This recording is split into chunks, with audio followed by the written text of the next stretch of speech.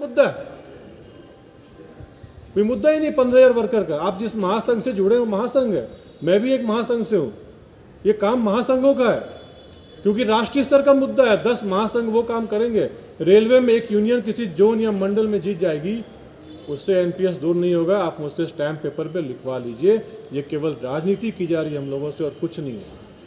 जब हमारे सारे महासंघ जो श्रम मंत्रालय से संबंधित हैं, 10 महासंघ, जहाँ करोड़ों की संख्या के जनसंख्या के लोग जुड़े हुए हैं, श्रमिक लोग, वो चाहेंगे, वो संघर्ष करेंगे, तो होगा। आप में हमारे 15,000 वोट से कुछ फर्क नहीं पड़ता है। इसीलिए एनपीएस को मुद्दा बना के इनको वोट मत दीजिएगा।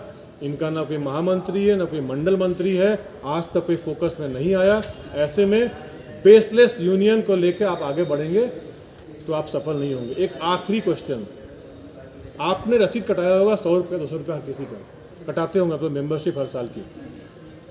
जाहिर सी बात है कोई ना कोई मेंस कांग्रेस का भी रसीद कटाया होगा, कोई ना कोई मेंबर भी होगा। अभी कुछ दिन पहले इनका एक बहुत बड़ा मंच बना, आप लोग यूट्यूब पे देखे होंगे, फेसबुक पे देखे होंगे, स्टोर गेट इज्जत नगर पे। वो एलईडी स्क्रीन और वो व्यवस्था करने में आपके हिसाब से कितना रुपया लगा होगा? कम से कम 1 लाख लगा होगा, मिनिमम 1 लाख लगा होगा। वो 1 लाख के अपने घर से दिया मंडल मंत्री कारखाना ने? नहीं, हमारे आपके रसीदों का, चंदा का, चुनाव में सहयोग का पैसा वहाँ लगा है। इतना सस्ता है हमारा पैसा। आप चुनाव में 1 लाख रुपया केवल मंच लगाए और बैठे कितने लोग? 150-200। उसके बाद मुद्दा ये भी आया अखबार में कि कारखाने में लेखपाल, बैंक वाले को, दुनिया भर के बाहर के लोगों को लेकर घुस गया प्रचार करने, आरपीएफ को निकाल के बाहर भगाना पड़ा। आप समझिए भाई साहब, ये चुनाव एमएलए का, एमपी का नहीं है। लाख रुपया का मंच, श्रमिक का, लेबर का यूनियन और 1 लाख का मंच, एलईडी स्क्रीन, इतना पॉम्प और पॉश करना, इतना बड़ा हाईलाइट करने का मामला, ये पैसा हमारा आपका है। 70 गाड़ी गई कि 90 गाड़ी गई। हमारे यहाँ पूर्वांचल में जब शादियाँ होती हैं, लोग गांव में बोलेरो गिनते हैं, कितनी बोलेरो आई शादियों में। ये शादी ब्याह नहीं है, न कोई विधायकी की चुनाव है जहाँ 70-80 गाड़ी की रैली लेकर जाके दिखा रहे कि हम जीत रहे हैं। आप लोग इस चीज़ को समझ लीजिए। इस चुनाव को पॉलिटिकलाइज कर दिया गया है, राजनीतिक कर दिया गया। हमसे भी कई लोगों ने कहा, रामनगर में भी कहा, कई जगहों पे कहा, भाई साहब आप आइए, 20 लोगों को लेकर 5 गाड़ी लेके आइए, भौकाल बनेगा।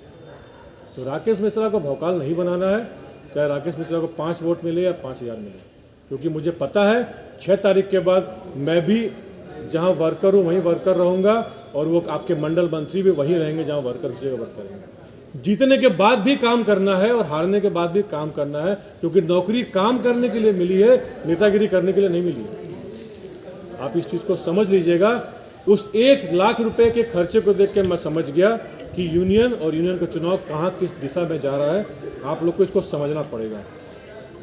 कुछ और खास बातें आपको बतानी है, क्योंकि मैं जब आता हूँ डेटा लेके आता हूँ, पिछली बार मैंने सारे डेटा दे दिए थे, सारे पेपर मैंने दिखा दिया था।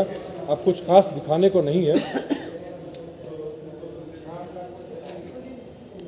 हमारे जो मान्यता प्राप्त यूनियन है, क्योंकि मैं मुद्दे को लिख के लाया हूँ, काफ़ी मुद्दे थे, भटक न जाऊँ मैं बात करने से। खबर मिली है कि मान्यता प्राप्त यूनियन ने सुपरवाइजरों के द्वारा दबाव बनाने का कोशिश किया है कि कोई भी पोलिंग एजेंट या बूथ पे जाके बैठे ना, अन्य यूनियन का व्यक्ति कोई तैयार ना हो कि जाके हम बूथ पे बैठ जाएं। ये खबर मुझे रामनगर, काठगोदाम और कई जगहों से मिल रही है, कासगंज से भी मिली, कई जगहों से मिली है, गोरखपुर से भी मिली है। अगर ऐसा ये केवल खबर है तब तो चलेगा, लेकिन अगर ये मान्यता प्राप्त यूनियन की चाल है, उनकी इच्छा है या वो करवा रहे हैं, तो ये बहुत गलत है।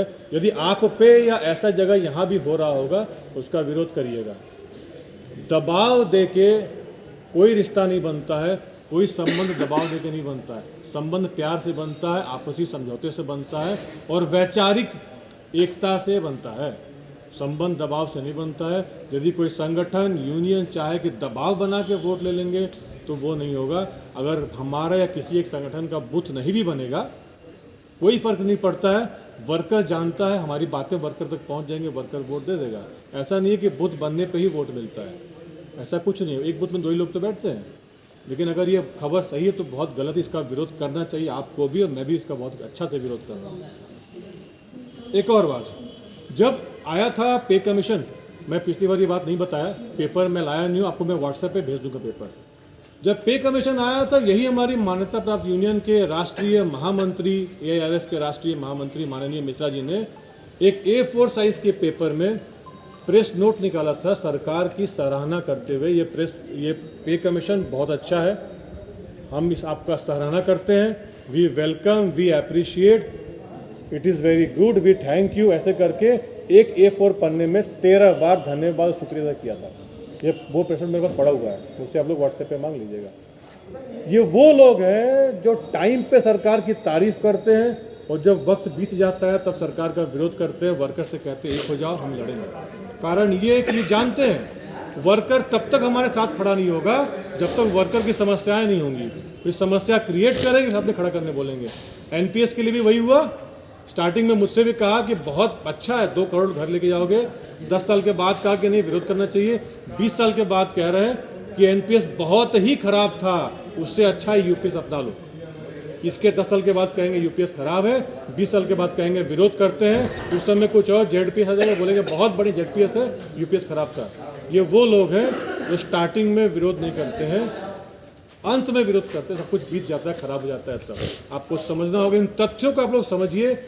व्हाट्सएप, फेसबुक पे जाके सर्च करिए इनका प्रेस नोट, आपको सारी सच्चाई मालूम पड़ जाएगी। क्योंकि हर संगठन सरकार के तारीफ में एक प्रेस नोट अवश्य देता है कि बहुत बढ़िया है। BMS के भी उस पर पड़ा हुआ है प्रेस नोट, UPS बहुत बढ़िया, हम तारीफ करते हैं, हम उसकी सराहना करते हैं। BMS का पड़ा हुआ है प्रेस नोट। आज BMS वाले चुनाव में देखा कि लगा हुआ स्टिकर लगाया हुआ है, कहीं लगाया हुआ है। ये स्टिकर प्रचार कर रहे हैं, लेकिन ये सरकार का तारीफ भी कर रहे हैं कि हम बहुत बढ़िया है। ये वाला आपका UPS नेट पे जाइए, YouTube पे सब पड़ा हुआ है, आपके ट्विटर पे पड़ा हुआ है। एक और यूनियन है यही TRSS, जो इस चुनाव को लड़ रहा है जातिवाद को लेकर।